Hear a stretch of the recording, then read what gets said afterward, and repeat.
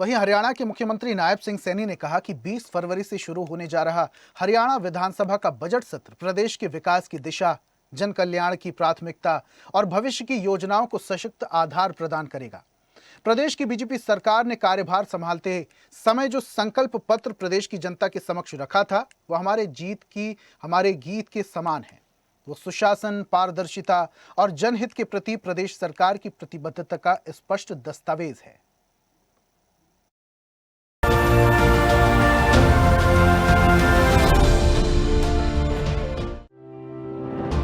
मुख्यमंत्री नायब सिंह सैनी हरियाणा निवास चंडीगढ़ में पत्रकारों से रूबरू हुए।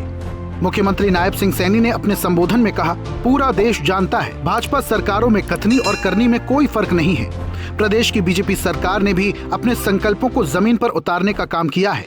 उन्होंने कहा, 19 सितंबर 2024 को जारी किए गए संकल्प पत्र के 217 वादों में से 60 पूरे हो चुके हैं और 120 वादों पर तेजी से काम चल रहा है। मुख्यमंत्री ने कहा, 17 मार्च 2025 को उन्होंने विधानसभा में बतौर वित्त मंत्री अपना पहला बजट प्रस्तुत किया था। उस बजट वर्ष में 248 घोषणाएं की गई थीं।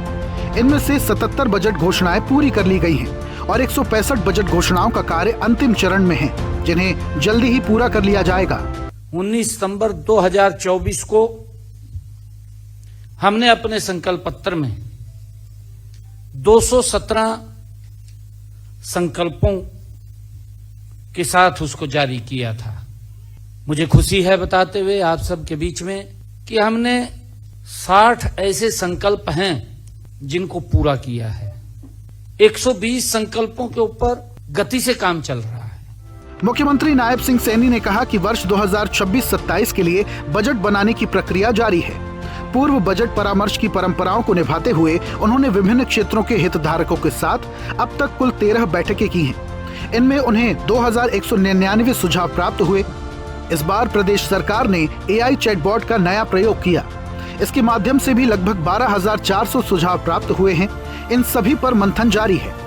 मुख्यमंत्री ने कहा, इस बार कम से कम 4 से 5,000 सुझावों को आगामी बजट वर्ष 2026-27 में सम्मिलित करेंगे।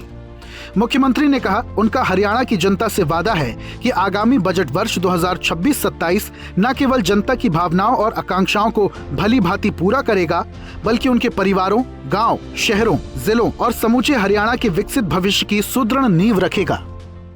पूर्व बजट परामर्श की परंपरा को निभाते हुए मैंने विभिन्न क्षेत्रों के हितधारकों के साथ अब तक 13 बैठकें की हैं।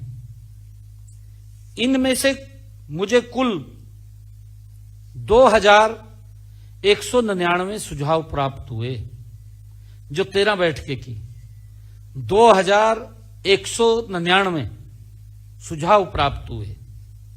इस बार हमने टेक्निक आ रही है, नई से नई टेक्निक आ रही है।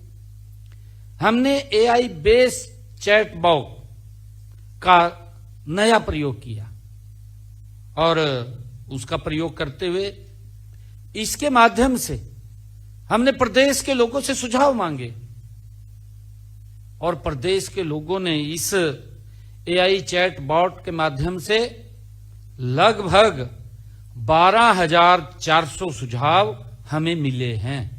12,400। मुख्यमंत्री ने हरियाणा की अर्थव्यवस्था और राजकोष की स्थिति का जिक्र करते हुए कहा, 29 जनवरी 2026 को योजना विभाग द्वारा जारी आंकड़ों के अनुसार राज्य का सकल घरेलू उत्पाद अर्थात GDP वर्ष 2025-26 के अग्रिम अनुमानित आंकड़ों के अनुसार 13,67,769 करोड़ रुपए रही है, जबकि गत वर्ष के इन्हीं आंकड़ों के अनुसार वर्ष 2024-25 में ये 12,13,991 करोड़ रुपए थी। ये आंकड़े दर्शाते हैं कि वर्ष 2025-26 में वर्ष 2024-25 के मुकाबले राज्य की GDP 12.67% की दर से बढ़ी है। 29 जनवरी 2026 को योजना विभाग द्वारा जारी आंकड़ों के अनुसार 2024-25 में राज्य की प्रति व्यक्ति आय 3,58,171 रुपए रही है, जबकि राष्ट्रीय स्तर पर प्रति व्यक्ति आय 2,19,575 रुपए है। हरियाणा की प्रति व्यक्ति आय देश की शीर्ष 5 राज्यों में शामिल है।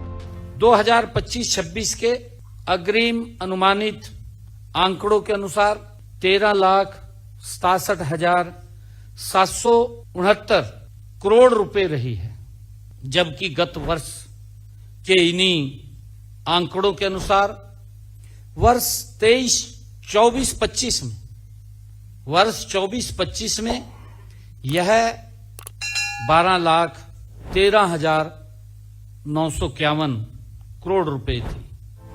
मुख्यमंत्री ने कहा, हरियाणा आज केवल विकास ही नहीं कर रहा, बल्कि वो 2047 तक विकसित हरियाणा के रोड मैप को भी तैयार कर रहा है। जनता प्रधानमंत्री नरेंद्र मोदी की नीति, नियत और नेतृत्व से प्यार करती है। देश के लोगों का बीजेपी में विश्वास है, इसीलिए केंद्र में और हरियाणा में बीजेपी की डबल इंजन की सरकार काम कर रही है। प्रधानमंत्री नरेंद्र मोदी की नीति और नियत मजबूत है। विपक्ष की विकास को देखने की नजर नहीं है। हरियाणा डायरी।